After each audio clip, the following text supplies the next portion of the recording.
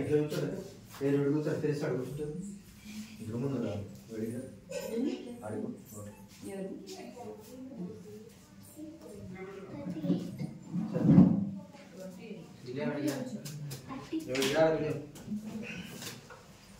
కదా అడ్డు అడ్డం కూర్చుంటావా కదా ఇటురా ఏడికి రారా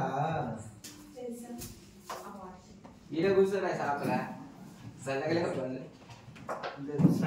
ప్రార్థన చేసుకోవాలి అక్కడ మీరు కూర్చోరా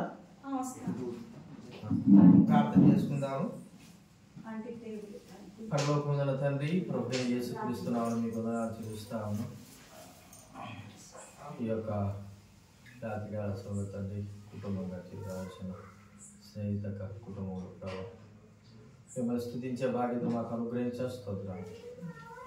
పరలోకమున తండ్రి మీ వాక్యం ద్వారా మాట్లాడి ఈ కుటుంబానికి ప్రభా ఆదరణకరమైన మాటలు దీవెనకరమైన మాటలు ప్రభా మీరు అనుగ్రహించవలసి మీరు వేడుకుంటున్న ఆశీర్వాదకరమైన మాటలతో మీరు మాట్లాడాల్సి మనం చేసుకుంటున్నా సహాయం చేయండి తండ్రి. మరి మీ పరిపూర్ణ చిత్తాన్ని నెరవేర్చండి. వాక్యం ద్వారా పాట ద్వారా మీరు మాట్లాడవలసి మనం చేస్తూ యేసు ప్రభు నామమున ప్రార్థించడి వేడుచున్నాము తండ్రి. నేను ఒక పాట చిన్న పాట అటు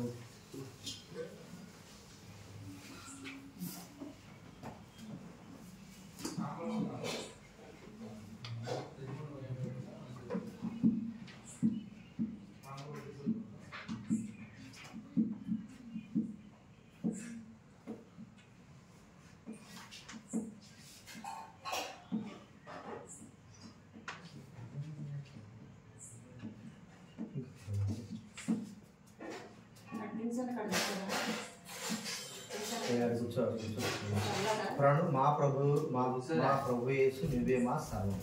171 171 మా ప్రభు యేసు నీవే మా సర్వము మహిమ మాకెప్పుడు లేదని 171 లేదా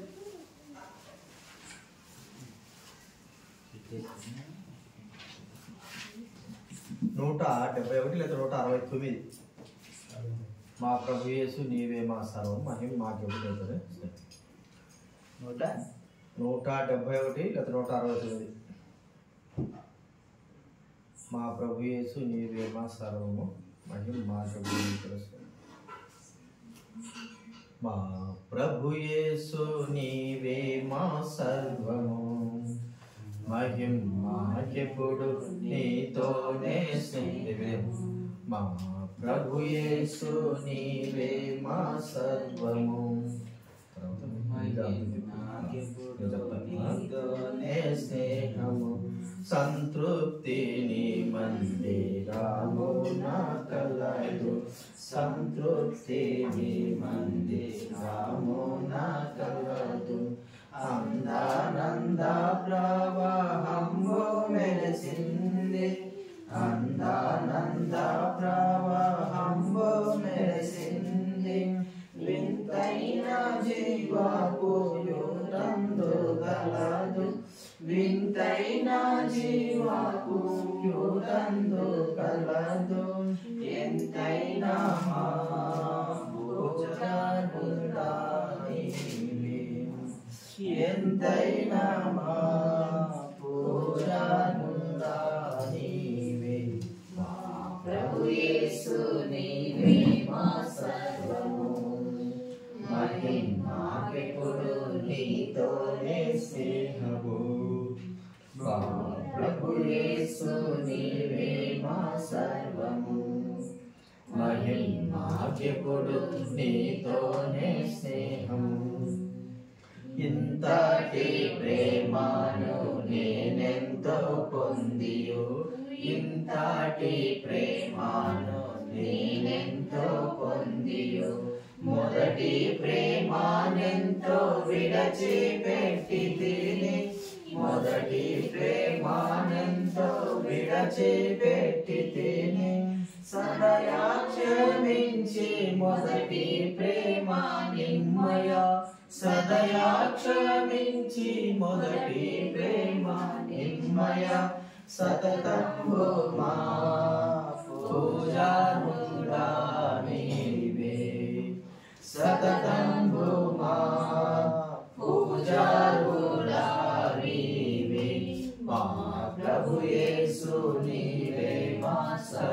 స్నేహము మహిమాకెప్పుడు నీతోనే స్నేహము మా ప్రభు యేసు నీవే మా సర్వము మహిమాకెప్పుడు నీతోనే స్నేహము మాటలకు మాటల్లో మా చూపు నడకలో మాటలకు మాటల్లో మా చూపు నడకలో మేము కూర్చున్నా లేచున్నా వీక్షించిన మేము కూర్చున్నా నిలుచున్నా వీక్షించిన మక్కువతో మా ప్రభుని మెప్పించేదాము మక్కువతో మా ప్రభుని మెప్పించేదాము ఎక్కడైనా మా యేసు సన్నిధిలో ఎక్కడైనా మా యేసు సన్నిధిలో మా ప్రభు యేసు నీవే మా సర్వము మహిమాకెప్పుడు నీతోనే స్నేహము మా ప్రభు యేసు నీవే మా సర్వము పరిశుద్ధమైనది నీ దివ్య నైజము పరిశుద్ధమైనది నీ దివ్య నైజము పరిశుద్ధమైన జీవితమే మా భాగ్యము పరిశుద్ధమైన జీవితమే మా భాగ్యము పరిశుద్ధ ప్రజలుగా మమ్ము సరిచేసి పరిశుద్ధ ప్రజలుగా మమ్ము సరిచేసి పాలించుము ప్రభు యేసు రాజా పాలించుము ప్రభు యేసు రాజా మా ప్రభు యేసు నీవే మా సర్వము మహిమాకెప్పుడు నీతోనే స్నేహము మా ప్రభు యేసు నీవే మా సర్వము మహిమాకెప్పుడు నీతోనే స్నేహము సోదర ప్రేమ సమాధానంబులతో సోదర ప్రేమ సమాధానంబులతో సాత్విక సంతోష భక్తి వినయాలతో సాత్విక సంతోష భక్తి వినయాలతో వింతైన మాధు స్తుతి పరిమాణాలతో వింతైన మాధు స్తుతి పరిమాణాలతో వినయంబునా పూజింతుము నిన్ను వినయంబునా పూజింతుము నిన్ను మా ప్రభు యేసు నీవే మా సర్వము మహిమాకెప్పుడు నీతోనే స్నేహము మా ప్రభు యేసు నీవే మా సర్వము మహిమాకెప్పుడు నీతోనే స్నేహము అడగట్టు సుమారు తీసుకొచ్చి ప్రార్థన చేసుకుందా ఎంత ఒక 10 నిమిషాలు ఎడబెడితే అంతా అయ్యేస్తాయి అన్న ఫ్రిడ్జ్లో కానీ ఫ్రిడ్జ్తో మనకేం పని మనుషులు కావాలా ఫ్రిడ్జ్ కాదండి చీకటి పెట్టట్లు ఇంకో పాట ఇంకొద్దు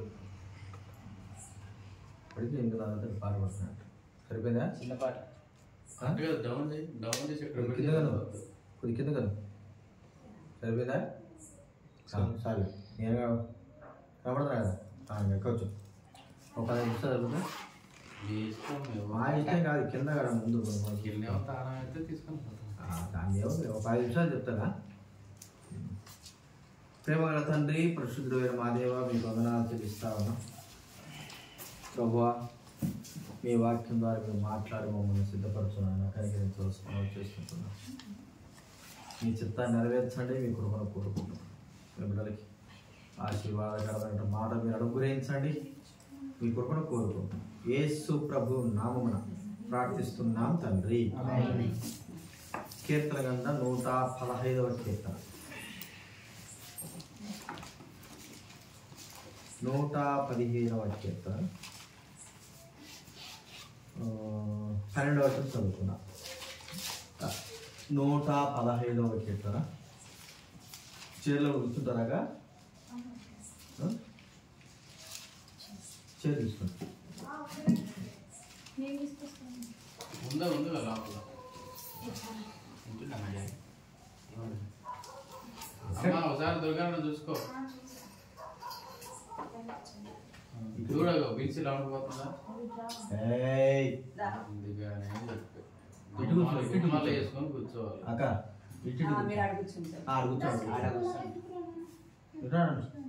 నువ్వు మళ్ళా వాడి పోయి ఎక్కినా అక్క మీ తమ్ముడిని 115 కీర్తన 12 వచ్చి అందరూ చదువుకుందాం. అందరం చదువు. యెహోవా మమ్మల్ని మరచిపోలేదు, ఆయన మమ్మల్ని ఆశీర్వదించి ఆయన ఇశ్రాయేలును ఆశీర్వదించాడు, అహరోను వంశస్థులను ఆశీర్వదించాడు. అలాగే 128వ కీర్తన 1 నుంచి 6 వచనాలను మార్చి చదువుకుందాం. 128 1వ వచనం నుంచి 6 వచనాల వరకు మార్చి చదువుకుందాం. యెహోవాయందు భయభక్తులు కలిగి ఆయన త్రోవలను నడుచుకునే వారందరూ ధన్యులు.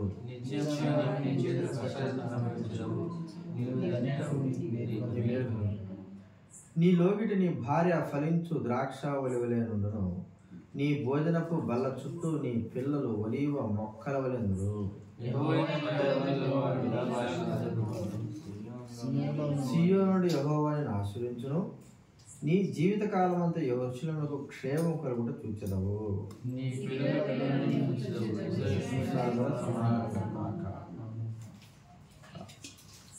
ఇక్కడ మనకు మరి దావీదు మహారాజు చెప్తున్న మాట ఏమంటున్నాడు? ఆయన మమ్మల్ని మరచిపోలేదు. దేవుడు మనల్ని ఎప్పుడు కూడా మరచిపోదు. మనం అనుకోవడమే కానీ మన విషయమై, మన కుటుంబం విషయమై, పిల్లల విషయం, మన జీవిత విషయమై ఆయన ఒక ప్రణాళిక కలిగి ఉండేవాడు. కాబట్టి ఆయన ఇశ్రాయేలు ఆశ్రయించి, అహరోను వంశస్థులను ఆశ్రయించి, మనల్ని కూడా ఆశ్రయించి మరచిపోకుండా ఆశీర్వాదాలకి కారణకులుగా చేస్తాడు. ఎలాంటి ఆశీర్వాదం ఇది? మరి ఈ లోకంలో అన్నీ ఉన్నప్పుడు కూడా కుటుంబము అనేది చాలా ప్రాముఖ్యం. ఈ కుటుంబంలో మనకు ఆశ ఏంటి? పిల్లలు, మరి భార్య, పిల్లలు, కుటుంబము అందరు కలిసి ఒక దినాన ఒక రోజు ప్రతిరోజు కూర్చొని సంతోషంగా భోజనాలు చేయడం కానీ, సంతోషం ఉండడం కానీ, ఇవన్నీ కూడా మనకు ఇష్టం. కొన్ని కుటుంబాలు అయితే ఎట్లుంటాయంటే ఉద్యోగాల రీతిగా వారాల తరబడి వాళ్ళు ఒకవైపోతారు, వీళ్ళు ఒకవైపోతారు. వారాల తరబడి ఎంతో మరి ఒకరికొకరు లేకుండా ఉంటారు. పిల్లలైతే ఒక చోట, ఒక కుటుంబం అయితే మరి చెప్పడానికి వీళ్ళు ఒక కుటుంబము, కుటుంబం భార్య పిల్లలేమో ఇక్కడ ఉండేది, భర్త ఏమో ఫారెన్ ఉండేది. అలాగా అంటే డబ్బు ఉంది, మరి ఈ యొక్క ఉద్యోగాలు ఉన్నాయి, అన్నీ ఉన్నాయి, కానీ కుటుంబంతో తృప్తి కలిగినటువంటి జీవితం అనేది లేకపోవడం అని మనం చూస్తుంటున్నాం. ఇన్ని ఉన్నా కూడా ఏదో ఒక లోటు. అయితే దేవుడు మనల్ని ఎలాగ చేశాడంటే ఆయన మరి ఆశీర్వించిన ఎలాంటి ఆశీర్వాదం ఏంటంటే మన కుటుంబం అంతా కూడా ప్రభు సన్నిధిలో ఉన్నట్లుగా, మరి జీవితకాలం అంతయు మన జీవితకాలం అంతా క్షేమమును చూసేవారంగా, మరి మనమే కానీ, మన పిల్లలే కానీ, మన కుటుంబంలో ఉన్నటువంటి భార్య భర్తలే కానీ మరి ఆ యొక్క ఆశీర్వాదాలకి ఒలివ మొక్కల వలె మనం ఉన్నట్టుగా దేవుడు ఇక్కడ చేస్తూ ఉంటున్నాడు. ఇది దేవుడు అనుగ్రహించినటువంటి ఆశీర్వాదములలో గొప్ప ఆశీర్వాదం. అంటే అందరూ కలిసి, అంతా కలిసి సంతోషముగా కుటుంబంతో ఉండడం అనేది మనము చూస్తూ ఉంటున్నాం. ఈ ఆశీర్వాదాలు దేవుడు ఆయన కుటుంబాలకు ఇవ్వలేకపోయినప్పటికీ, మరి వారు డబ్బును బట్టి వారు దూరంగా ఉన్నప్పటికీ, కలుసుకోలేని పరిస్థితిగా ఉన్నప్పటికీ, దేవుని యందు విశ్వాసం ఇచ్చిన మనకు ఆయన సన్నిధిలో ఉండగలిగే భాగ్యత దేవుడు మనకు అనుగ్రహించాడు. దావీదు మహారాజు కుటుంబాన్ని ఒకసారి గమనిస్తే, దావీదు మహారాజు కుటుంబము తన కుమారులందరూ కూడా భోజనపు బల్ల దగ్గర ఒలీవ మొక్కల వలె వారు ఉండడం మనం గమనిస్తూ ఉంటాం. చూడండి ఒక మాట మంది 2వ సమూయేలు గ్రంథం 9వ అధ్యాయం. 2వ సమూయేలు గ్రంథం 9వ అధ్యాయం.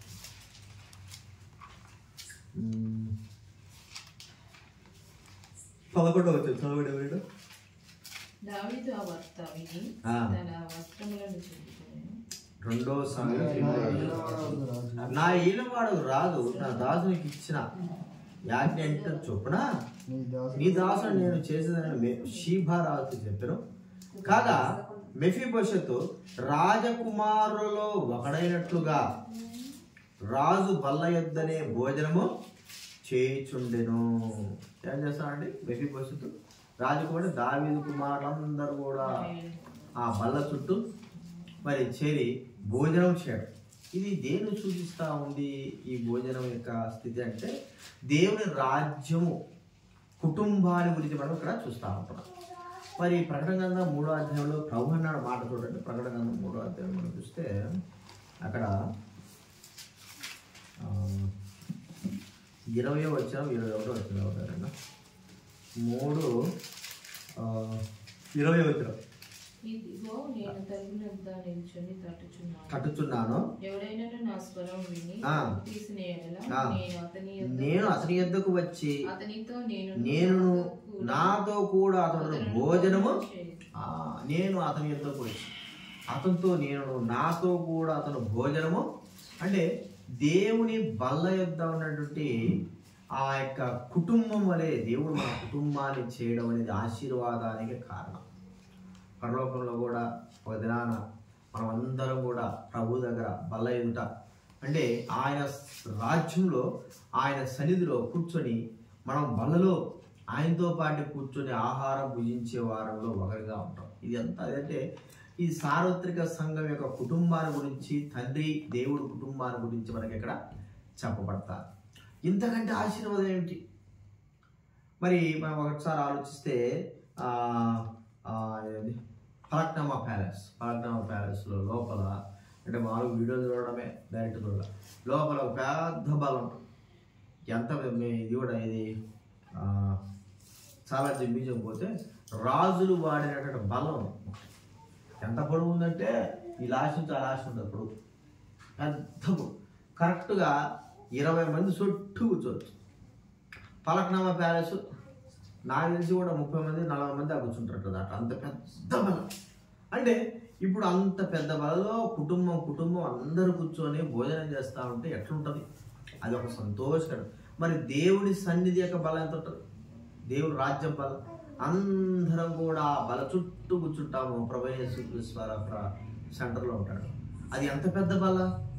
అది ఆశీర్వాదానికి కారణముగా కుటుంబాన్ని దేవుడు చేసిన విధానాన్ని మనం ఇక్కడ చూస్తా ఉంటాం. ఆశీర్వాదపు కారణం. ఇలాంటి ఆశీర్వాద కారణం ఎవరికి కూడా దక్కదు.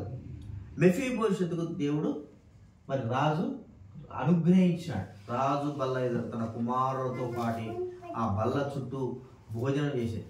ఇది ఆశీర్వాదానికి సూచన.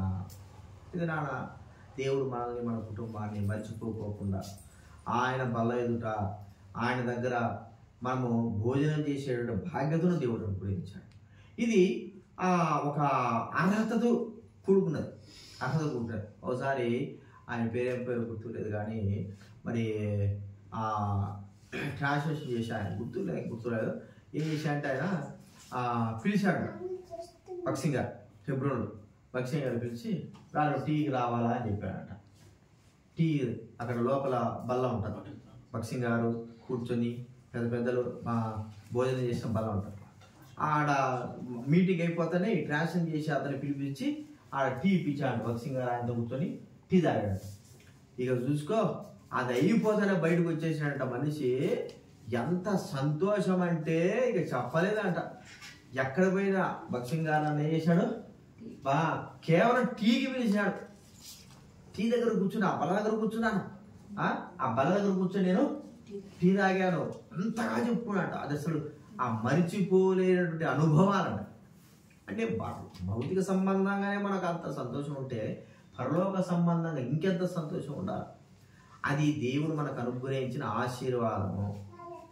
ఈ భూలోకంలో ఈ ఆశీర్వాదంతో పాటు పరలోకంలో దేవుడితో కూర్చొని మనం కూడా ఆ భోజనం చేసి ఆశీర్వాదం మనకు దేవుడు అనుగ్రహించినాడు. కాబట్టి మనం ప్రభుని స్తుతించాలి. ఎలాగా? ఒక్కరితో కాదు, కుటుంబంతో సహా దేవుడు మనకి ఏం చేశాడు? ఆ యొక్క ఆశీర్వాదాన్ని దేవుడు మనకు అనుగ్రహించాడు. ఈ ఆశీర్వాదాన్ని బట్టి మనం ప్రభుని స్తుతించాలి. ప్రభు మేము ఏ పాటి వారం? లోకంలో ఒకసారి మనం చూసుకోవచ్చు, పిల్లలు ఒక చోట, తల్లి ఒక చోట, భర్త ఒక చోట, వాళ్ళు ఒక్కొక్క చోట ఉంటారు. ఇక్కడ మనం తెలుసు, ఆ టీచర్ అమ్మ ఉంటారు, ఇక్కడ ఒక హాస్టల్ ఉంటారు, వాళ్ళ ఆయన హైదరాబాద్ ఉంటారు, ఆమె ఆ పిల్లలు ఏడు ఉంటారు. ఎప్పుడు 2 వారాలకు ఒకసారి వస్తూ ఉంటారు. 2 వారాలకు ఒకసారి వచ్చినప్పుడు ఏదో సంతోషించాలంతే. ఇక్కడికి 2 వారాలకు వస్తారు. కొంతమంది ఏంటంటే మద్రాసులో ఒకరు, చెన్నై, హైదరాబాద్లో ఒకరు. ఏం కాదు, ఏం పడదు. చెన్నైలో ఒకరు, ఒక్కొరు కుటుంబము ఇక్కడ ఒక చోట అప్పుడు ఉంటుంది. ఎప్పుడు కలుసుకుంటారు? కలుసుకున్న సమయంలో అది ఎంత సంతోషిస్తారంటే చెప్పలేని విధంగా సంతోషిస్తారు. మరి దేవుని సన్నిధిలో మనకి ఇచ్చిన ఈ బాధ్యతను దేవుడు మనకు అనుగ్రహించాడని మనం గుర్తించుకొని ప్రభువును మనం స్తుతించాలి, ఘనపరచాలి. ప్రభువా, ఈ అర్హతకు, ఈ బాధ్యతకు కుటుంబంగా సంతోషించి ఆనందించి మీ సంఘంలో కూర్చొని మిమ్మల్ని ఆరాధించేటట్టు బాధ్యతను మాకు అనుగ్రహించారు.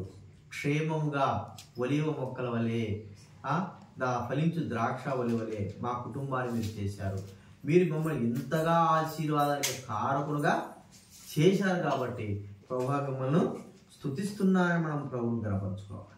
కాబట్టి ఆ ఘనత దేవుడు మనకు అనుగ్రహించినందుకు, అలాంటి ఘనతలో ఇది ఈ భూలోక సంబంధమేది కాదు, కానీ మనం అందరం కూడా సార్వత్రిక సంఘం యొక్క కుటుంబం అంతా కూడా ఒక దినాన ప్రభు ఎదుట ఆ బల్ల దగ్గర కూర్చుంటాము. మా మాట ఉంది చూడండి, లూకాసు వార్త అనుకుంటా. ప్రభువే మనకు వచ్చి ఆయన ఏం చేస్తాడంట? భోజనము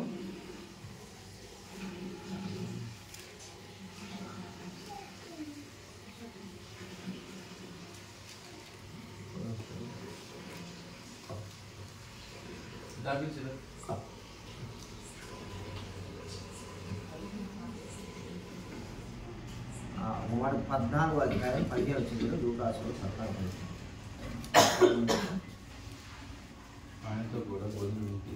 ఆయనతో కూడా భోజన పంచుని కూర్చున్న వారిలో ఒకడు ఈ మాటలు విని దేవుని రాజ్యంలో భోజనము చేయవాడు ధన్యుడు అయితే చెప్పగా, దేవుని రాజ్యంలో భోజనము చేయవాడు ధన్యుడు.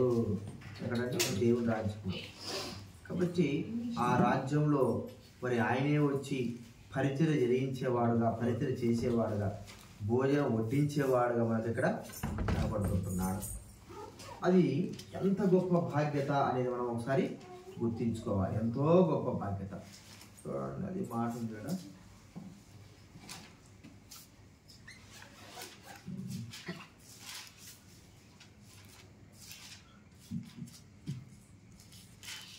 తానే వచ్చే వారికి వడ్డించు అనే మాట ఉంది.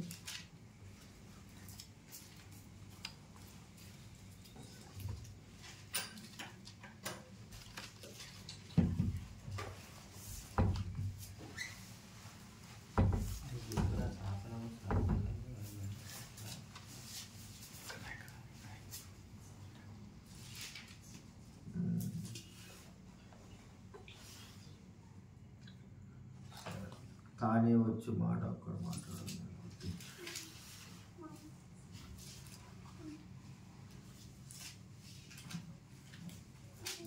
చూడండి,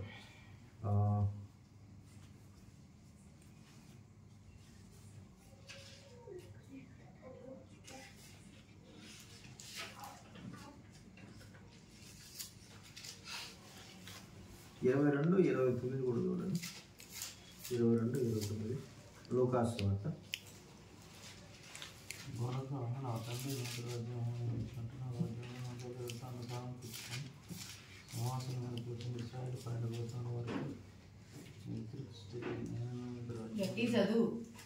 అందులో లేదు, అందులో లేదు.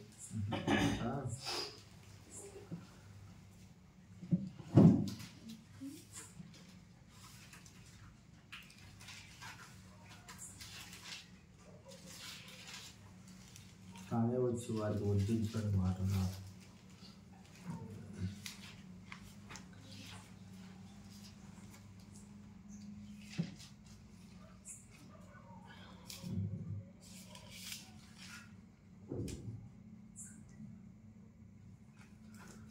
ఆ మాట గుర్తురాగా తానే వచ్చి వారికి వడ్డిస్తాడంట. అంటే అంత గొప్ప భాగ్యతను దేవుడు మనకు ఆ యొక్క సన్నిధిలో మనకు అనుగ్రహించడం మనం ఇక్కడ చూస్తూ ఉంటున్నాం.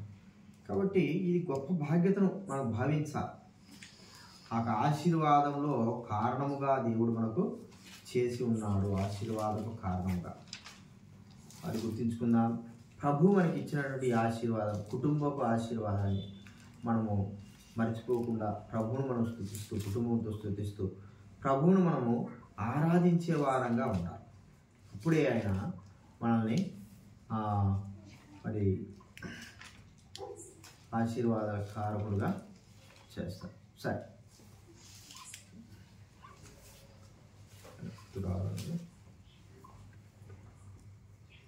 సరే ప్రార్థన చేసుకున్నాము. చాలా మాటలు ఆశీర్వాదం మన జీవితంలో దేవుడు నెరవేర్చినట్లు ఆ యొక్క భోజనపు బల్ల దగ్గర మనము, మన కుటుంబం, మన పిల్లలు అనేవారు ఉండి ప్రభువును స్తుతించేవారుగా అది ఆ బాధ్యతను దేవుడు మనకి ఇచ్చినందుకు ప్రభువును మనం ఎల్లప్పుడూ స్తుతిస్తూ ఆరాధించేటువంటి అనుభవంలోకి మనము రావాలి. ప్రార్థన చేసుకున్నాం. చాలు ఉండేది.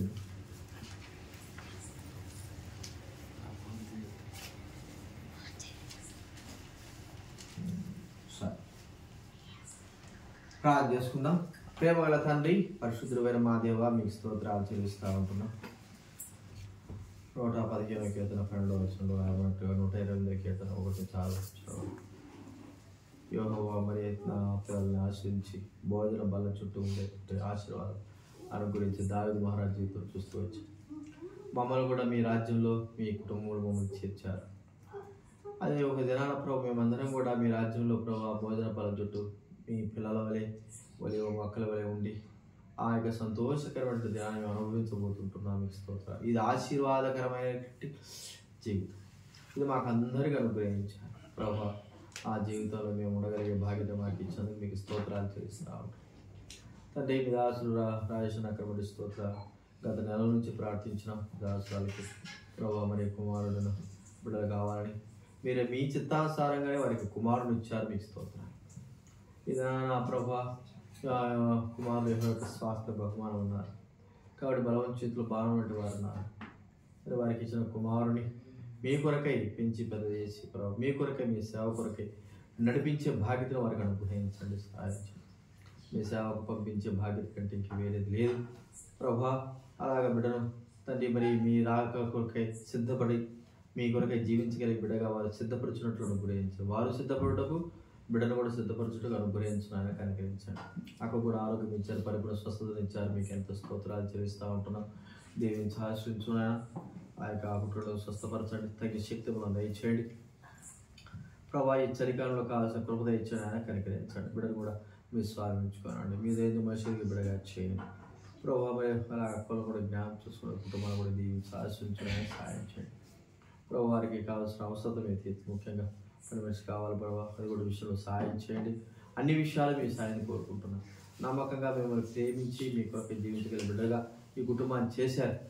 సకలమైనటువంటి ఆజ్ఞలు నెరవేర్చే బిడ్డలుగా మీరు చేశారు. బాప్తిస్మం కొరకు సిద్ధపరచండి, సహాయం చేయండి. ప్రోత్సాహం ప్రభావ మీ సంధికి రావాలి, మీ స్థలం కూర్చోవాలి, మీ స్థలం ఉండాలి ప్రభావ. బిడ్డతో సహా ప్రభావ మీ కుమారుడు ప్రభుని సుగ్రీశ్వర్ తండ్రి మరియమ్మ యోసేపు తండ్రి 8వ దినాన ప్రభావ మందిరాన్ని తీసుకొచ్చారు. 8వ దినాన్ని తీసుకొచ్చారు ప్రభావ. మరి 8వ దినం తీసుకొచ్చి సున్నతి విషయమై అన్ని సకలమైన కార్యములు జరిగించుతూ వచ్చారు. అలాగా మీ బిడ్డను కూడా ప్రభావ మీ మందిరాన్ని తీసుకురావడానికి అనుగ్రహించండి, సహాయం చేయండి, నెరవేర్చండి.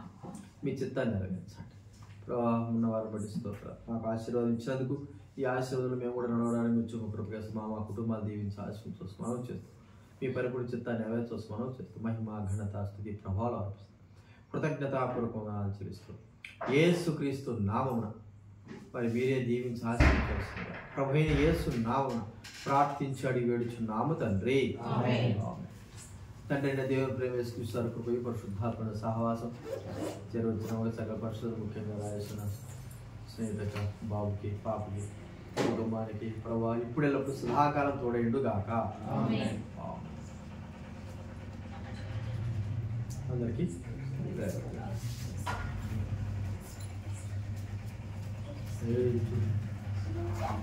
ఆశయగిరి